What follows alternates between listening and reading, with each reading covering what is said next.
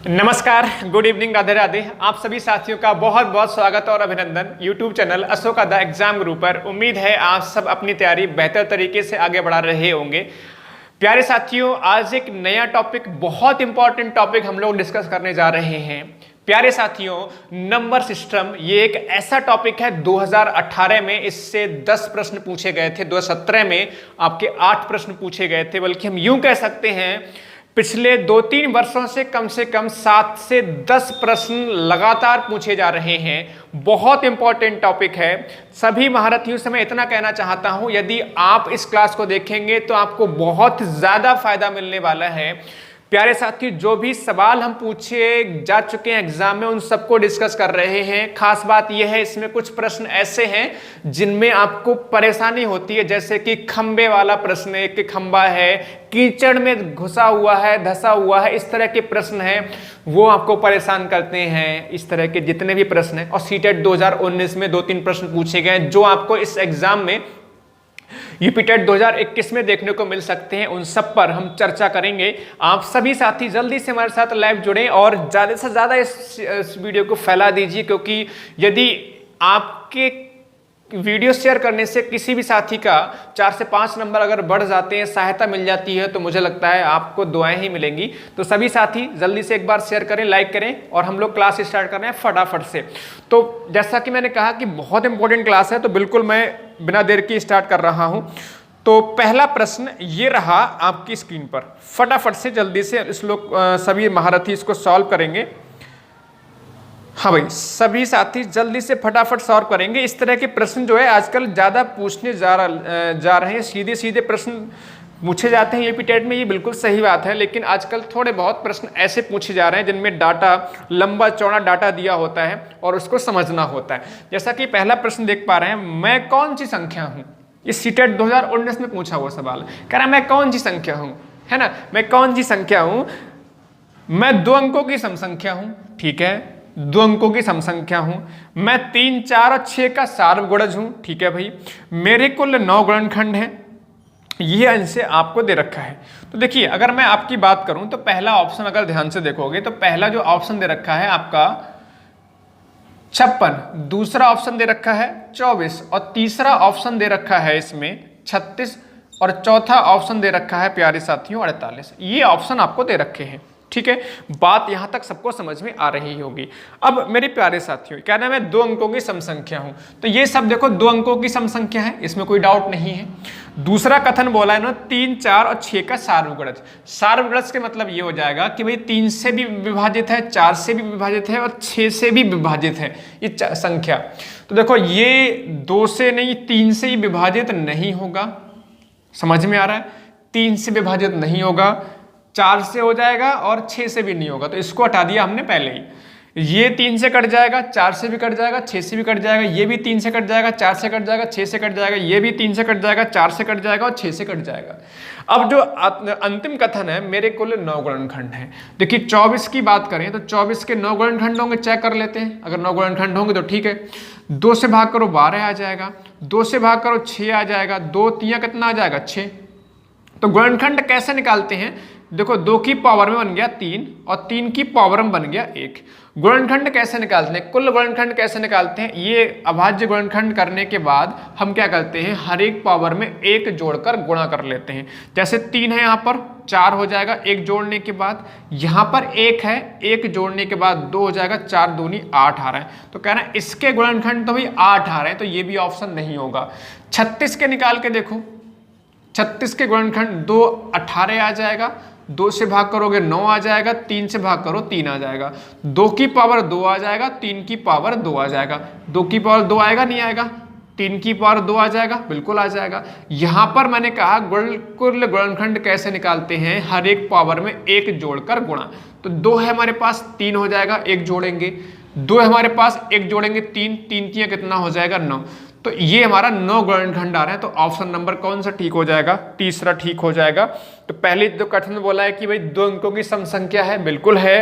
3, 4 और 6 का सार्वगुणज है, बिल्कुल है। 3 से भी कट जाएगा, 4 से भी कट जाएगा, 6 से भी कट जाएगा, सॉरी ये वाला 3 से भी कट जाएगा, 4 से भी कट जाएगा, 6 से भी कट जाएगा।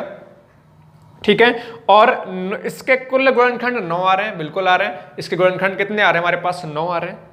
बात क्लियर है? तो हमारे पास ऑप्शन कौन सा हो गया? तीसरा। अगर आप चौथा ऑप्शन चेक करना चाहते हो कि भाई चौथा भी चेक करो चौथे ऑप्शन में यानी 48 में कितने गुणनखंड आए, तो उसको भी हम लोग फटाफट से चेक कर सकते हैं आसानी से। जैसे कि अगर मैं 48 की बात करूंगा तो 2 से कैंसिल करो 24 आ जाएगा, 2 से कैंसिल करो 12 आ जाएगा, 2 से कैंसिल करो 6 आ जाएगा, 2 से कैंसिल करो 3 आ जाएगा। 1 2 3 4, 2 की पावर 4, 3 की पावर प्यारे महारथियों 1 ही आएगा। तो यहाँ पर 1 जोड़ेंगे 5 हो जाएगा, यहाँ पर 1 जोड़ेंगे 2 हो जाएगा, 5 दूनी 10 आ रहा है। तो इसका मतलब इसके 9 गुणनखंड नहीं, इसके 10 गुणनखंड हो रहे हैं, इसलिए ऑप्शन नंबर तीसरा यानी 36 ठीक हो जाएगा। तो प्यारे साथियों, सवाल सबको समझ में आया होगा, बहुत बढ़िया प्रश्न था। आगे प्रश्न पर चलेंगे क्वेश्चन नंबर 2 की तरफ। फटाफट से बताओ, क्वेश्चन नंबर 2 बताएंगे। प्रश्न हमारे पास 72 into 28 is equal to 36 into 4 इस तरह से दिया हुआ है और यहां पर हमारे पास रिक्त स्थान है। ठीक है, तो मान लेते हैं, अब इसमें कह रहे हैं रिक्त स्थान की संख्या है, रिक्त स्थान की संख्या है।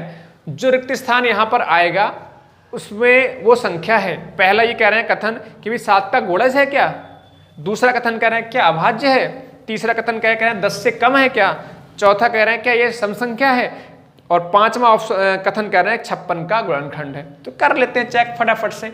मान लेते हैं यहाँ पर कोई x लिखा हुआ है, x मान लेते हैं, तो 4 7 28 हो जाएगा और 36 दूनी हो जाएगा 72। तो यानी कि x बराबर कितना आ रहा है प्यारे साथियों? x बराबर 14 आ जा रहा है। अब देखो, पहला कथन बोला है 7 का गुणज, ठीक है, 7 का गुणज है यानी 7 से विभाजित है या नहीं है, यानी ए वाला ठीक हो गया। पहला कथन ए कथन है, कह रहे हैं 7 का गुणज है क्या? बिल्कुल है, 7 से विभाजित है। दूसरा कह रहे हैं एक अभाज्य संख्या है क्या? बताओ अभाज्य संख्या है क्या? बी वाला कह रहे हैं अभाज्य संख्या। अभाज्य संख्या वे संख्या होती है जो किसी अन्य संख्या से विभाजित नहीं होती हैं। 14 आपका 7 से कट जाएगा, 2 से कट जाएगा, ठीक है, 14 अन्य संख्या से विभाजित है तो ये अभाज्य संख्या नहीं है। दूसरा वाला कथन गलत हो रहा है। तीसरा कथन 10 से कम है क्या? ये तीसरा कथन सी 10 से कम है क्या? नहीं, 10 से ज्यादा है, ये भी कथन गलत हो गया। एक सम संख्या है, ई कह रहे हैं डी वाला, डी कह रहे हैं भाई एक सम संख्या है क्या? ये बिल्कुल एक सम संख्या है और 56 का गुणनखंड है।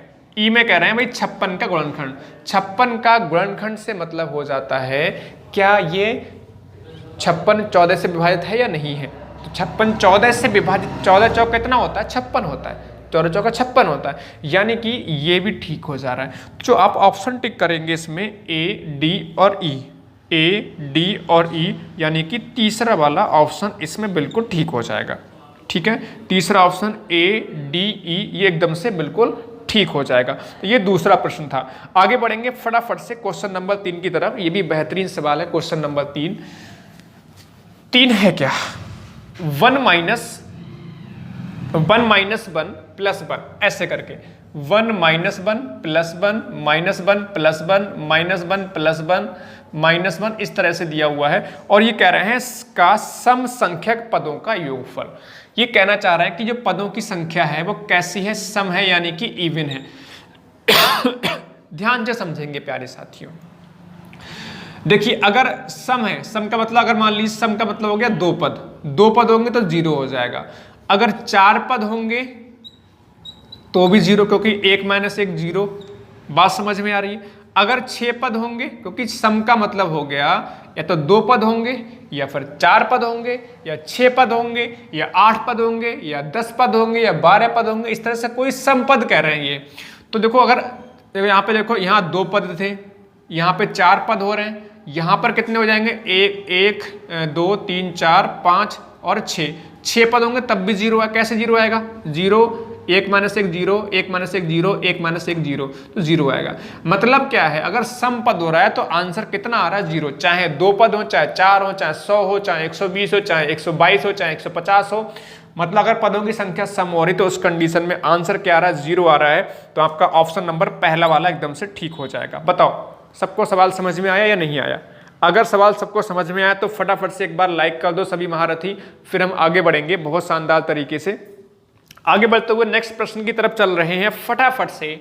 बहुत शानदार, बहुत जबरदस्त, अच्छे अच्छे प्रश्न अभी आने बाकी हैं। क्वेश्चन नंबर 4 पे हम लोग आ चुके हैं।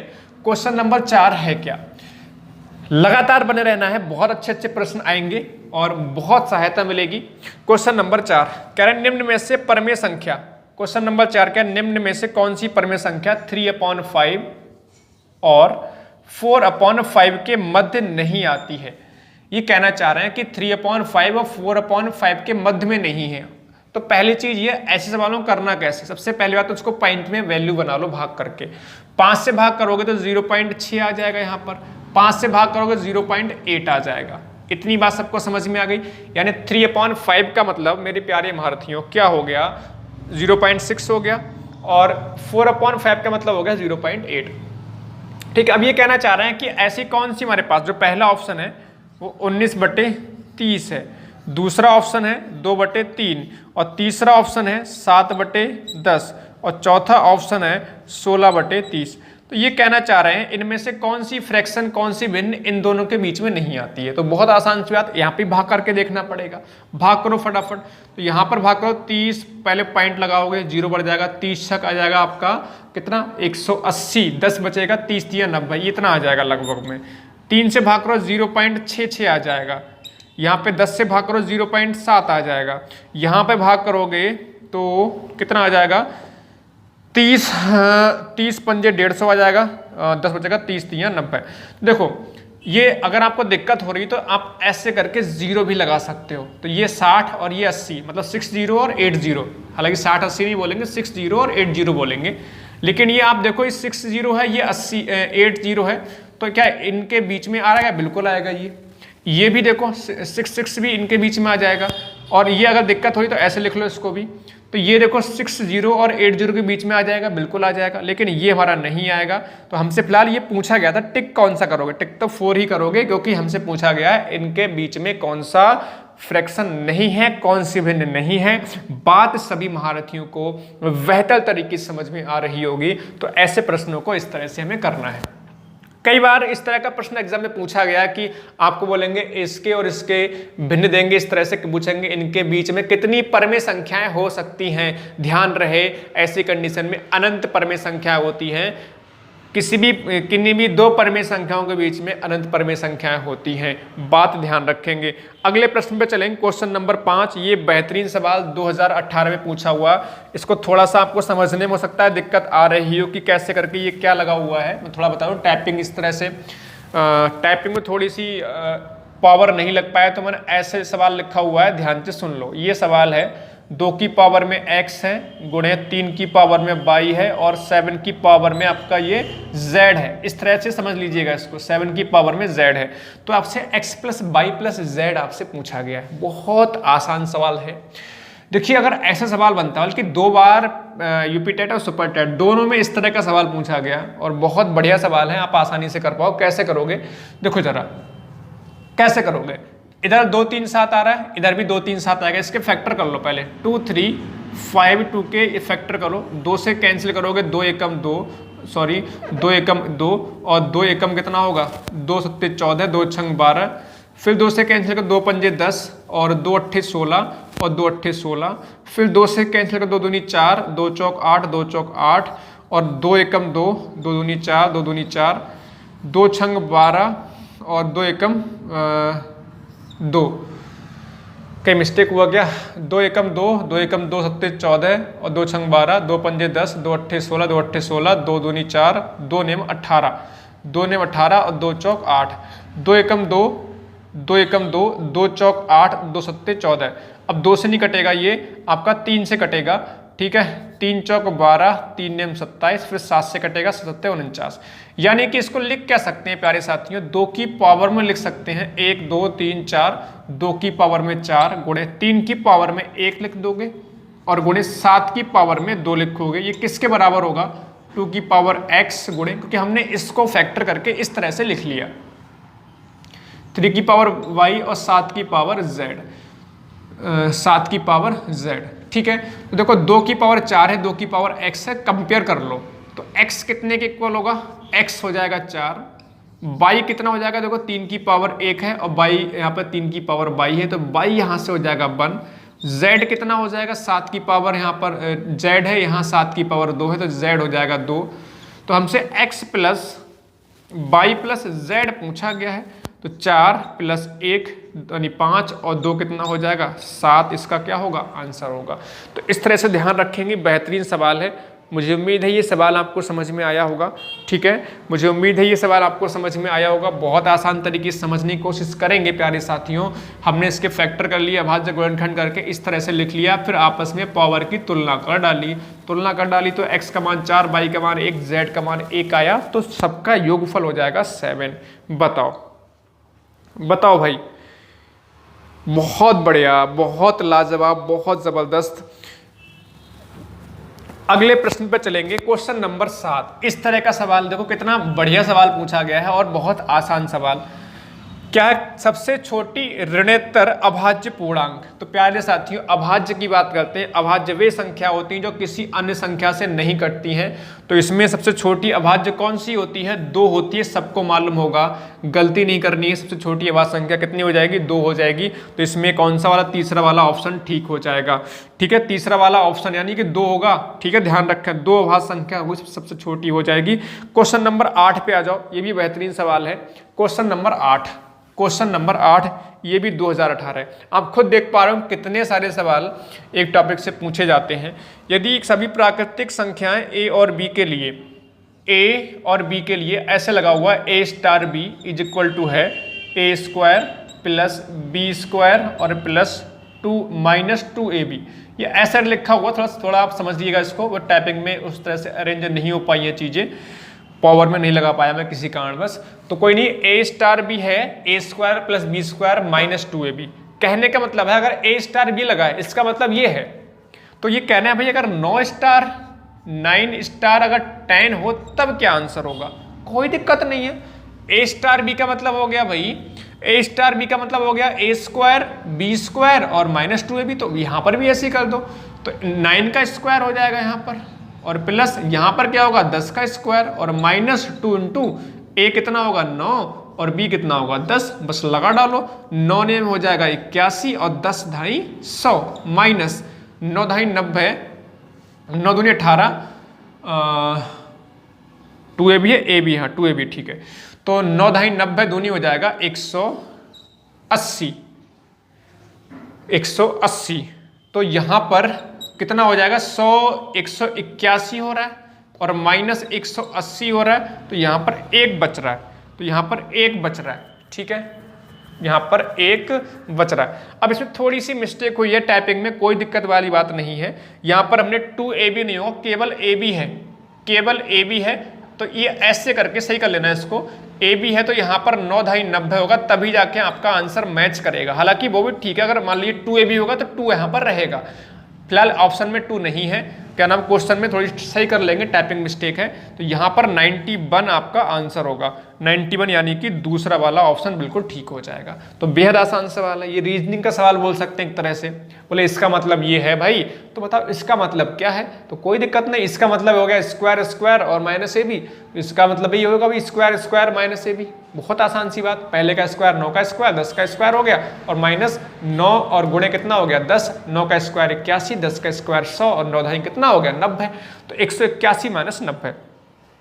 बताओ नेक्स्ट क्वेश्चन, बहुत शानदार प्रश्न है, ये भी बहुत बढ़िया, 2018 में पूछा हुआ सवाल। क्वेश्चन नंबर 9, क्वेश्चन नंबर 9 है क्या, क्वेश्चन नंबर 9 है x और y शून्येतर वास्तविक संख्याएं हैं, तो x स्क्वायर, ये स्क्वायर होगा, x square into X Y plus Y square, ये कहना चाह रहे हैं कि हमेशा ऋणात्मक है, ये कहना चाह रहे हैं, पहला ऑप्शन कह रहे हैं कि जो इसका मान जो है कि हमेशा ऋणात्मक है, दूसरा क्या x और y कुछ मानों के लिए शून्य है, तीसरा कह रहा है हमेशा धनात्मक है, चौथा कह रहा है का मान धनात्मक और ऋणात्मक दोनों है। देखो ये कह रहे हैं x और y शून्येतर वास्तविक संख्या, शून्येतर वास्तविक संख्या मतलब हो गया कि यहाँ पर वास्तविक संख्याएं हैं, चाहे माइनस की ले लो चाहे प्लस की ले लो। एक काम करते हैं x और y लेकर देखो, अगर हम x मान लीजिए 1 लेते हैं और y लेते हैं 2, तो अगर x 1 का स्क्वायर करोगे 1 आएगा, और ये 1 इंटू 2 2 हो जाएगा, और ये तो आपका क्या आएगा प्लस का आएगा। देखो x 1 का स्क्वायर 1 गुणे 2 और प्लस 2 का स्क्वायर। 2 का स्क्वायर प्यारे साथियों कितना हो जाएगा? 2 का स्क्वायर कितना हो जाएगा? 1 का स्क्वायर प्लस ये 2 और प्लस 2 दूनी 4, 4 2 6 और ये कितना आ रहा है? 7, प्लस का आ रहा है। अगर आप माइनस का लेते हैं, मान लो माइनस का लेकर देखो, अगर आप माइनस का लेकर देखते हो इनको, तो -1 का स्क्वायर प्लस -1 और इंटू -2 और प्लस -2 का होल स्क्वायर, ऐसी तो बनेगा। -1 का स्क्वायर ये 1 बन जाएगा और माइनस माइनस प्लस यहाँ 2 एकम 2 हो जाएगा। 2 का स्क्वायर 4 हो जाएगा, 4 2 6 और 1 7। यहाँ पर भी क्या आ रहा है? प्लस का आ रहा है। यहाँ पर भी क्या आ रहा है? प्लस का आ रहा है। दोनों बार में प्लस का आया। अगर प्यारे साथियों एक बार माइनस का लेकर देखें, एक बार प्लस का, मतलब एक संख्या माइनस की लेकर देख लो, एक संख्या प्लस की, कोई भी ले लो। मान लो माइनस का 3 ले लिया और मैंने 2 ले लिया संख्या, तो -3 का स्क्वायर प्लस -3 और गुणे 2 प्लस -3 का होल स्क्वायर, तो -3 का होल स्क्वायर हो जाएगा 9 और 3 दूनी हो जाएगा -6 प्लस 3 का स्क्वायर हो जाएगा, सॉरी 2 का स्क्वायर होगा यहाँ पर, माइनस नहीं 2 का स्क्वायर ऐसे करके, ये कितना हो जाएगा? 4। तो 9 4 13, 13 - 6 कितना हो गया? 7। तो देखो हर कंडीशन में प्लस में ही आ रहा है। मैं समझाना ये चाह रहा हूँ, चाहे आप कोई सी भी संख्या ले लो, इसके हिसाब से हर कंडीशन में धनात्मक आएगा। तो आपका ऑप्शन नंबर कौन सा हो जाएगा? ऑप्शन नंबर कौन सा हो जाएगा? तीसरा हो जाएगा। ऑप्शन नंबर कौन सा हो जाएगा? तीसरा हो जाएगा। अगले प्रश्न पे आ जाओ फटाफट से, अगले प्रश्न पे आ जाओ। ये भी बेहतरीन प्रश्न है। यदि किन्हीं पूर्ण प्राकृतिक संख्याओं a और b के लिए a की पावर b ये है 125, तो आपसे पूछा गया कि b की पावर a कितना होगा। आपसे पूछा गया b की पावर a कितना होगा। बहुत शानदार, बहुत ज़बरदस्त, फटाफट से बताओ। जल्दी जल्दी हम क्लास को कंप्लीट कर लेंगे बहुत कम समय में, यानी हम मुश्किल से 40-45 मिनट के अंदर इस पूरी क्लास को, या 18-20 जितने भी सवाल लिए सबके सब कर डालेंगे। आप बस हमारे साथ बने रहो, बहुत फ़ायदा मिलेगा इस क्लास से आपको। a की पावर b आपको दे रखा है 125, तो कह रहा है b की पावर a कितना है भाई। देखो अगर सवाल ऐसा बनता है तो 125 है ना, 125 को हम लोग क्या लिख सकते हैं? 5 की पावर 3 लिख सकते हैं या नहीं? बताओ, लिख सकते हैं। 5 की पावर 3 आप 125 के फैक्टर कर सकते हो आसानी से। 5 से कैंसिल करोगे 25 आएगा और 5 से कैंसिल करोगे 5 आएगा, तो 5 की पावर 3 बनेगा। तो ये हमारे पास a मान ले रहे हैं 5 और b कितना मान ले रहे हैं? 3। बात खत्म, यहाँ पे लगा दो। कैसे लगाओगे प्यारे साथियों? b कितना हमारे पास? 3, ठीक है, और a कितना हमारे पास? 5, इसे 5 चिपका दो। तो 3 की गुणा अगर 5 बार करेंगे प्यारे महारथियों, 3 3 9 27, 81, 81 3 होता है 243, आपका आंसर हो जाएगा। ठीक है, ऑप्शन नंबर तीसरा एकदम से ठीक होगा। बताओ सबको सवाल समझ में आया नहीं आया? जल्दी बताओ फटाफट से। अगर आपको लगता है कि पढ़ने में आपको मज़ा आ रहा है तो जल्दी से सभी साथी एक बार लाइक करेंगे, फिर हम आगे बढ़ेंगे। और बहुत बढ़िया सवाल अभी आने बाकी है, आप बस बने रहो। बिल्कुल बेहतरीन तरीके से हम क्लास को कंप्लीट भी करेंगे, जिस तरह से हम लोगों ने कंप्लीट अच्छे तरीके से सवाल कर रहे हैं। हाँ भाई, क्वेश्चन नंबर 11 पे आ जाओ, फटाफट से आ जाओ। क्वेश्चन नंबर 11 पे बिल्कुल भी हमें टाइम खराब नहीं करना है, आपका टाइम बहुत कीमती है इस समय। क्वेश्चन नंबर 11 बहुत बढ़िया। 1 से 10 तक की सभी प्राकृतिक संख्याओं से विभाजित होने वाली संख्या समझेंगे। देखो ये कुछ सवाल ऐसे होते हैं जिनमें थोड़ी सी मेहनत करनी पड़ जाती है। 1000 और डी, ये आपका चौथा जो भी ऑप्शन, ये 1 2 3 लिखा होगा यहाँ पर, 1, ये आपका 2, तीसरा ऑप्शन, और ये चौथा ऑप्शन। ये आपको ऑप्शन दे रखे हैं 100। अब ये कहना है ऐसी कौन सी संख्या है जो 1 से लेकर 10 तक की सभी संख्याओं से विभाजित है। ठीक है, तो देखो 1 से या तो आप सबसे भाग करके देखो, दूसरा अगर आपने रूल्स पढ़ रखे हैं तो उनकी सहायता ले सकते हो। देखो 1 से और 10 से सब हटा दो, क्योंकि 1 से हर संख्या कट जाएगी यहाँ पर, और 10 से कैसे? क्योंकि लास्ट में सम में 0 है, तो ये 10 से सब कट रही होंगी। 2 से चेक करो, 3 से चेक करना है, 4 से चेक करना है, 5 से, 6 से, 7 से, 8 से और 9 से, ये चेक करना है। तो एक काम करते हैं, 2 से देखो, 2 से चेक करने के लिए आपको अंत में 0 होना चाहिए या फिर सम, तो 2 से भी ये सब संख्या कट जाएंगी। 3 से क्या होता है, 3 से कैसे चेक करते हैं संख्या विभाजित है या नहीं है। अंकों का योग 3 से कट जाता है तो वह संख्या 3 से कट जाती है। जैसे 5 और 4 9 और 0, तो 9 + 0 9 ही होगा, तो ये 3 से कट जाएगी ये वाली संख्या। ये 5 2 7, ये 25 50 है भैया, ठीक है। 5 2 7 5 12, 12 3 से कट जाएगा, 3 से ही भी कट जाएगी। ये 1000 3 से नहीं कटेगा, ये 100 भी 3 से नहीं कटेगा। तो अब 2 संख्याएं बची हैं। 4 से चेक करो। 4 से कैसे चेक करते हैं, 4 से कोई संख्या के अगर अंतिम 2 अंक, अंतिम 2 अंक का मतलब है लास्ट के 2 अंक अगर 4 से कट जाते हैं तो वह संख्या पूरी की पूरी 4 से कट जाती है। देखो इसमें ये 50 आ रहा है, 50 4 से नहीं कटेगा तो ये संख्या 4 से नहीं कटेगी। तो ऑप्शन कौन सा बचा, 1 बचा। बाकी सभी ऑप्शन चेक, बाकी सभी संख्याओं से भाग करने की आवश्यकता ही हमें नहीं पड़ी। तो पहला ऑप्शन कौन सा हो गया, इसमें सही जवाब हो जाएगा पहला ऑप्शन। 2018 में पूछा हुआ सवाल है।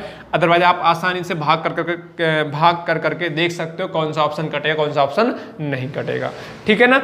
चलो आगे बढ़ेंगे अगले क्वेश्चन नंबर 12 की तरफ। एक और सवाल है, क्या है, पाई एक परमेय संख्या है, मतलब पाई है। ये भी पूछा हुआ सवाल 2017 में पूछा हुआ सवाल है। कह रहे हैं पाई है, परमेय संख्या है, अपरमेय संख्या है, अभाज्य पूर्णांक है या पूर्णांक। देखो पाई की बात करेंगे तो पाई हमारे पास अपरमेय संख्या है।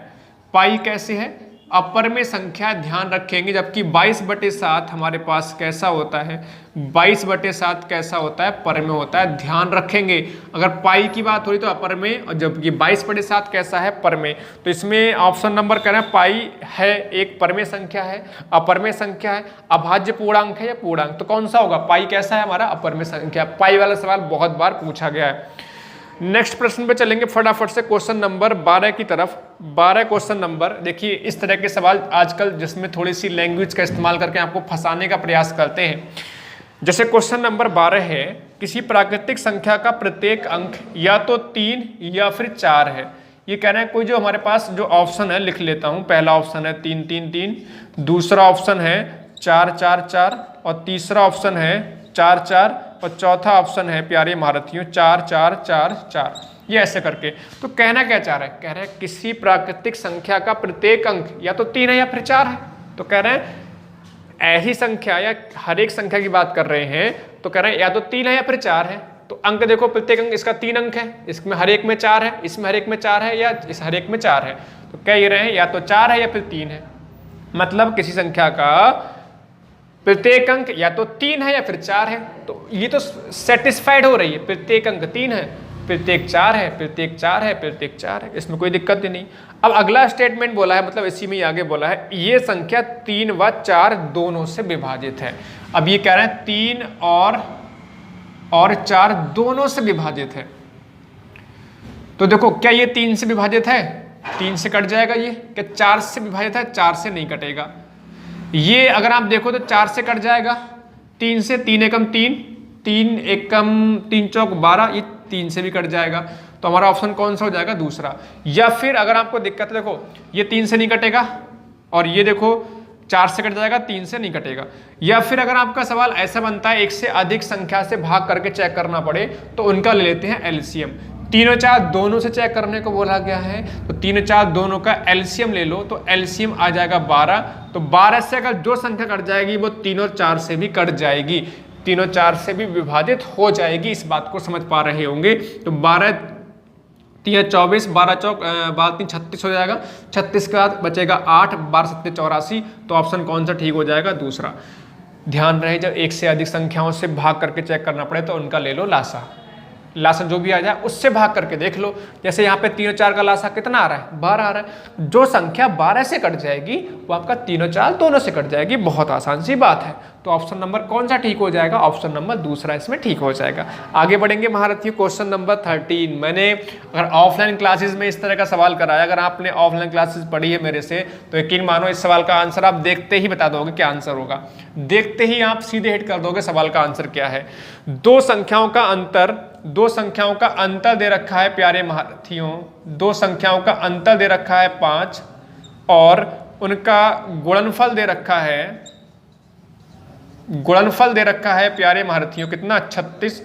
तो इनके व्युत्क्रमों का अंतर। जब भी इस सवाल इस फॉर्मेट में बने, बहुत आसान सी बात ध्यान रखेंगे, मैं आपको सीधे डायरेक्ट ट्रिक बता रहा हूं, क्योंकि अब आपके लिए एक्सप्लेन करने का इतना समय नहीं है, डायरेक्ट ट्रिक बता रहा हूं। आपका हो सकता है योगफल दे रखा हो सकता या अंतर दे रखा होता है, तो योगफल या अंतर तो ऊपर चिपकाएंगे यानी अंश बनाएंगे, और गुणनफल मेरे प्यारे भारतीयों नीचे आ जाएगा हर के रूप में। तो या तो योग दे रखा होगा सवाल में या फिर अंतर, तो इसमें अंतर दे रखा है तो अंतर लगा दिया। हो सकता है योगफल दे रखा होता तो योगफल, तो जो भी दे रखा होगा योग या अंतर वो ऊपर हो जाएगा 5, और जो भी गुणनफल होगा नीचे लगा दोगे 36। सीधे आप आंसर देखकर ऑप्शन टिक कर सकते हो इस तरह के सवाल में। अगर व्युत्क्रमों का योगफल पूछे या अंतर पूछे, जो भी हमारे पास है, तो उसमें क्या होगा, योगफल या अंतर ऊपर लिख लेंगे, अंश बना देंगे, न्यूमरेटर बना देंगे, और डिनोमिनेटर यानी हर के रूप में क्या आ जाएगा, गुणनफल। ठीक है, जैसे मान लो मैंने बोल दिया कि दो संख्याओं का योग, सुनना, दो संख्याओं का जो योग है वो 10 है, और दो संख्याओं की जो गुणा है वो 21 है, तो बताओ व्युत्क्रमों का योगफल क्या होगा। तो योग ऊपर आ जाएगा 10 और गुणनफल आ जाएगा नीचे 10/21 आंसर हो जाएगा। बहुत आसानी से आप टिक कर सकते हो। Question number 14। अब देखो क्वेश्चन नंबर 14 और 15 ध्यान से समझना, ये खंबे वाले सवाल है ना, ये वास्तव में आपको परेशान करते हैं, तो ध्यान से समझना है। ठीक है, क्या है खंबे वाला सवाल, एक खंबे का 1/3 भाग कीचड़ में है। ठीक है, 1/3 भाग जो है वो कहाँ पर है, कीचड़ में है, और 2/5 भाग आपका कहाँ पर है, 2/5 भाग पानी पर है, पानी में है, और 10 मीटर जो है पानी के ऊपर है, 10 मीटर पानी के ऊपर है। तो कह रहे हैं खंबे की लंबाई बताओ, खंबे की लंबाई बताओ। तो प्यारे साथियों देखो, हमारे पास एक तो 1/3 है और एक 2/5 है, जो भी इस तरह से वैल्यू बनती है।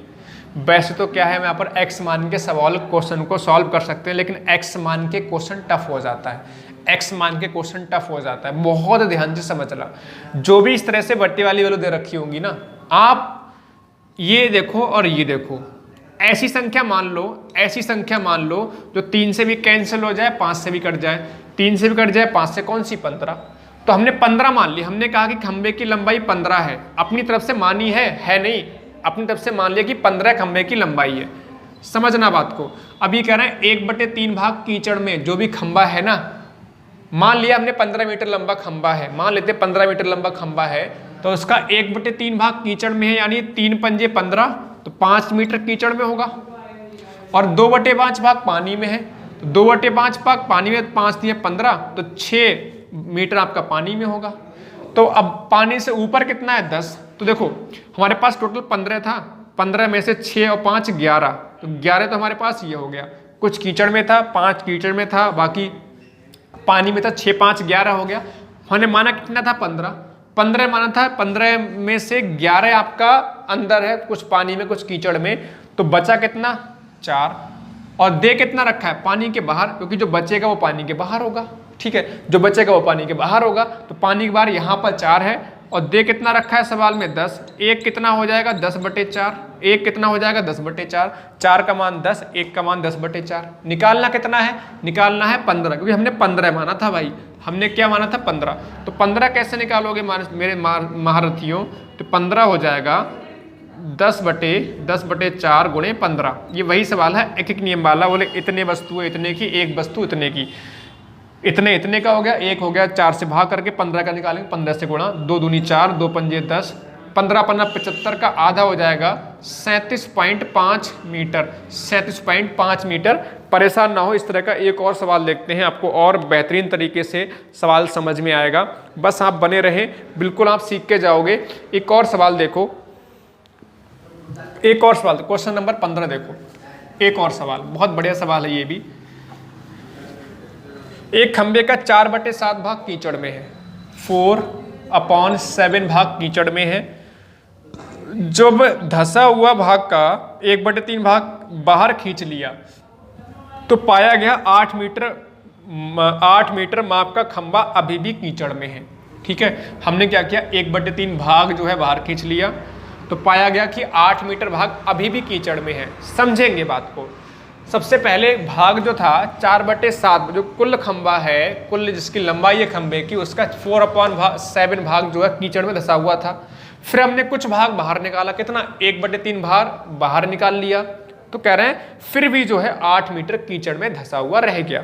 तो कह रहे हैं पूरे खंबे की लंबाई कितनी है। तो मैंने कहा जो भी आपका अपॉन में वैल्यू होगी उसके हिसाब से मान लो लंबाई। तो 7 तियां 21 लंबाई मान लेते हैं कि 21 कुल लंबाई है।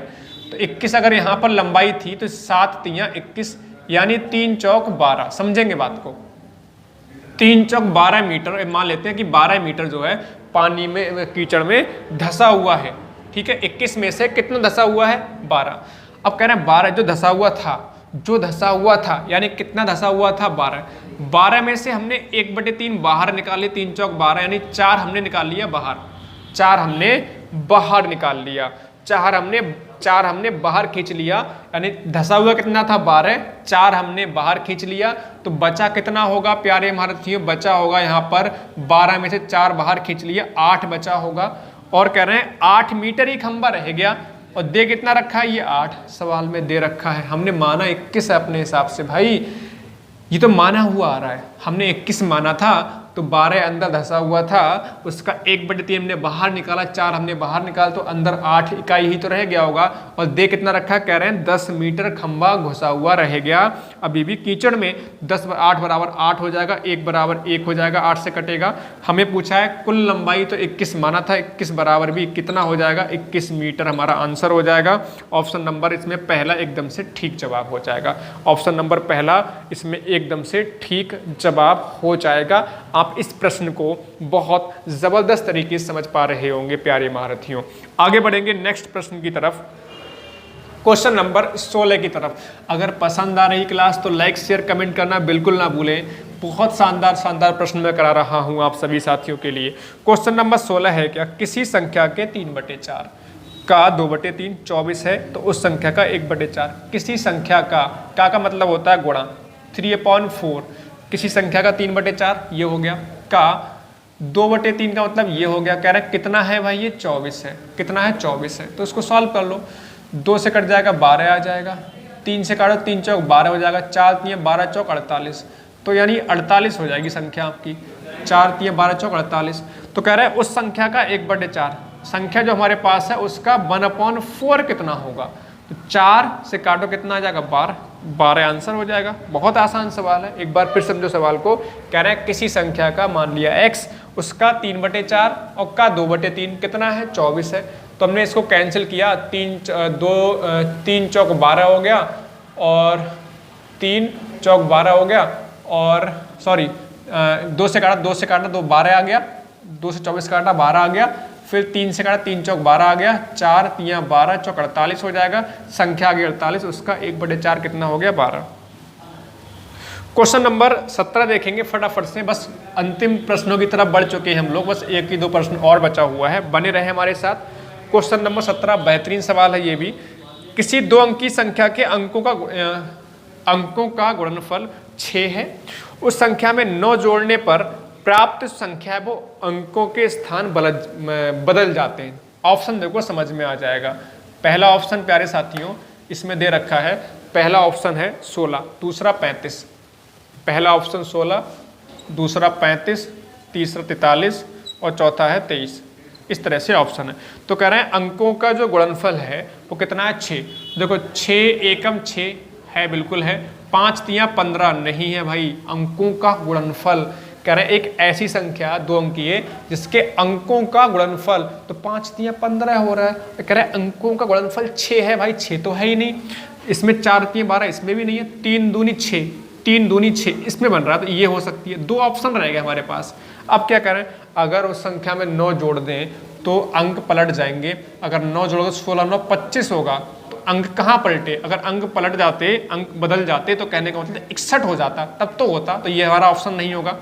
इसमें 9 जोड़ो तो 32 हो जाएगा। देखो अंक होगा चेंज नहीं, 2 बाद में पहुंच गया और 3 पहले आ गया, तो ऑप्शन कौन सा ठीक, चौथा वाला ऑप्शन ठीक हो जाएगा। इसमें कोई दिक्कत वाली बात नहीं है। ये कह रहे हैं अगर उस संख्या में 9 जोड़ दें तो अंक बदल जाएंगे आपस में, इकाई का 2.5 का इकाई हो जाएगा। तो 9 जोड़ के देखो जरा, तो देखो 9 3 12 यानी 32 हो गया। तो देखो 2 बाद में पहुंच गया, 3 पहले आ गया, तो ऑप्शन कौन सा, चौथा वाला ऑप्शन ठीक हो जाएगा। अंतिम प्रश्न ये रहा आपकी स्क्रीन पर, क्वेश्चन नंबर 18। क्वेश्चन नंबर 18 प्यारे महारथियों, बहुत शानदार, बहुत जबरदस्त अब तक के सवाल रहे हैं। क्वेश्चन नंबर 18, दो संख्याओं में बड़ी संख्या का 2 गुना छोटी संख्या के 5 गुने से 3 ज़्यादा है। देखो अब मैं ऑप्शन लिख लूँ, पहला ऑप्शन है 43 और 8, दूसरा ऑप्शन है 11 और 9, तीसरा ऑप्शन है 14 और 5 और चौथा ऑप्शन है 17 - 1। कुछ क्वेश्चन अगर ऑप्शन से करोगे तो बेहतर रहता है, ठीक है। दो संख्याओं में सबसे बड़ी संख्या का 2 गुना, मतलब बड़ी संख्या का 2 गुना करना है, छोटी संख्या के 5 गुने से 3 ज़्यादा होनी चाहिए। तो चेक कर लेते हैं पहले हम लोग, दो संख्या का, बड़ी संख्या का 2 गुना, 43 का 2 गुना, 43 का 2 गुना कितना हो जाएगा, 86 हो जाएगा। 43 का 2 गुना, बड़ी संख्या का 2 गुना, और छोटी संख्या का 5 गुना, 8 पंजे, इसका 5 गुना करेंगे, 8 पंजे 40। तो कह रहे हैं इससे 3 ज़्यादा है क्या, नहीं भाई, तो आपका 46 ज़्यादा हो रहा है। ये कह रहे हैं 5 गुने से 3 ज़्यादा है, तो ये तो ऑप्शन नहीं होने का। इसमें बड़ी संख्या का 2 गुना हो जाएगा 11 दूनी 22, और इसका हो जाएगा 9 पंजे 45, तो उल्टा हो गया। ये कह रहे हैं बड़ी संख्या का 2 गुना ज्यादा है, कितना ज्यादा है, 3, किससे, छोटी संख्या के 5 गुने से। तो 9 पंजे 45 से ये ज्यादा होना चाहिए था, ये भी ऑप्शन नहीं होगा। यहाँ पे 14 दूनी कितना होगा, 28 होगा, 2 गुना, बड़ी संख्या का 2 गुना, और इसका हो जाएगा 5 पंजे कितना, 25, तो 25 से देखो 3 ज्यादा हो गया, 25 3 28 हो गया। तो ये वाला ऑप्शन ठीक हो जाएगा। इसमें कोई डाउट किसी को, कोई डाउट, आगे कुछ भी चेक करने की आवश्यकता नहीं है, ठीक है। और इसको चाहे चेक कर लो, करना चाहो तो आवश्यकता नहीं है चेक करने की। 17 दूनी हो जाएगा 34, और इसका 5 गुना 5 ही होगा, तो ये तो भाई बहुत ज़्यादा हो रहा है। कहने का मतलब ये था कि बड़ी संख्या का 2 गुना कर दें और छोटी संख्या का 5 गुना कर दें, तो जो हमने 2 गुना किया था बड़ी संख्या का, वो 3 ज़्यादा होगा, किससे, छोटी संख्या के 5 गुने से। तो यहाँ पर इसका 2 गुना 28 हो गया, और इसका 5 गुना पंजे पंजे 25 हो गया। 25 से देखो 3 ज़्यादा है, नहीं 28, तो ऑप्शन नंबर कौन सा हो जाएगा, तीसरा इसमें ठीक हो जाएगा। तो मेरे प्यारे साथियों, ये शानदार प्रश्न मैंने आपको कराए। उम्मीद है कि इनसे आपको तैयारी करने में सहायता मिलेगी। अगर आपको लगता है क्लास पसंद आई है तो इसे लाइक करेंगे, शेयर करेंगे, अपने दोस्तों को शेयर करेंगे। तो प्यारे साथियों, नंबर सिस्टम आज हमने कंप्लीट कर लिया, और पिछली क्लास में कुछ हमने नंबर सिस्टम पर आधारित प्रश्न किए थे। इस क्लास की सहायता से अपनी तैयारी को मजबूत बनाएं। कोई डाउट है तो कमेंट सेक्शन में बताएं। सभी साथियों का बहुत बहुत धन्यवाद। जय हिंद, जय भारत, वंदे मातरम।